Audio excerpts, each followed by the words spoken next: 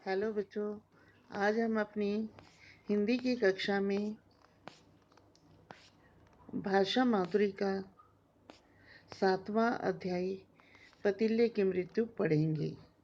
यह एक बहुत ही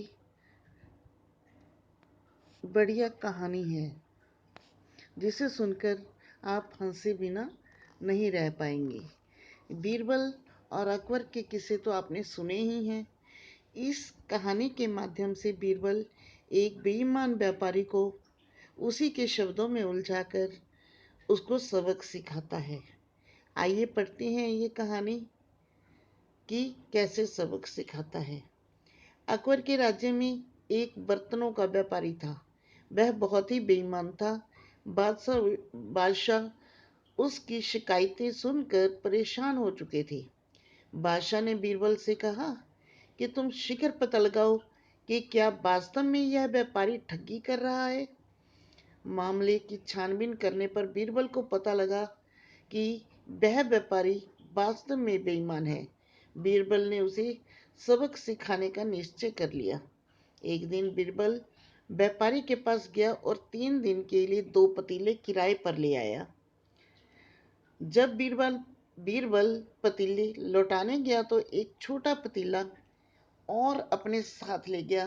तीनों पतीले व्यापारी को देते हुए कहने लगा कि जनाब, तुम्हारे दोनों पतीलों ने एक छोटे पतीले को जन्म दिया है, इसलिए यह तुम्हारा है, आप इसे रख लीजिए। व्यापारी लालची था। उसने खुश होकर तीनों पतीले रख लिए। अब कुछ दिन बाद व्यापारी के पास जाकर बीरबल एक बड़ा पतीला किराए पर ले आया। बीरबल 2 दिनों बाद व्यापारी के पास खाली हाथ चला गया। बीरबल को खाली हाथ देखकर व्यापारी बोला, पतीला कहाँ है?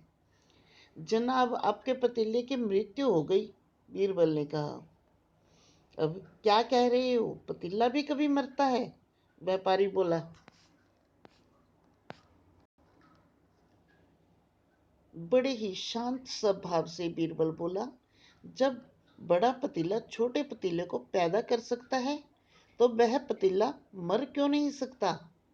व्यापारी बीरबल की बात समझ गया और उसने वादा किया कि भविष्य में वह कभी बेईमानी नहीं करेगा। इसके बाद व्यापारी ने बेईमानी करना छोड़ दिया। बादशाह के पास व्यापारी की शिकायतें आनी बंद हो गई। एक बार फिर बादशाह ने बीरबल की चतुराई और बुद्धिमानी की बहुत प्रशंसा की, तारीफ की। तो इस प्रकार था बीरबल चतुर और बुद्धिमान। अपनी बुद्धिमानी और चतुराई से वो हर समस्या का हल निकाल लेता था। तो आपने भी गृह कार्य में अपने मित्र या सखी को पत्र लिखना है, जिसमें इस कहानी के माध्यम से बीरबल की तरह सदा बुद्धिमानी और चतुराई से काम करने के लिए प्रेरित किया गया हो। तो ये पत्र आपको भाषाभ्यास पेज नंबर 25 में लिखना है। तो ये लेसन आपका भाषाभ्यास और भाषा माधुरी दोनों का ख़त्म है। इसके क्वेश्चन आंसर नहीं है, इसलिए इसकी कोई पीडीएफ नहीं है। ये पाठ सिर्फ पढ़ने के लिए था भाषा माधुरी में, और अभ्यास में आपको एक लेटर लिखना है। तो ओके, ये लेसन समाप्त है। धन्यवाद।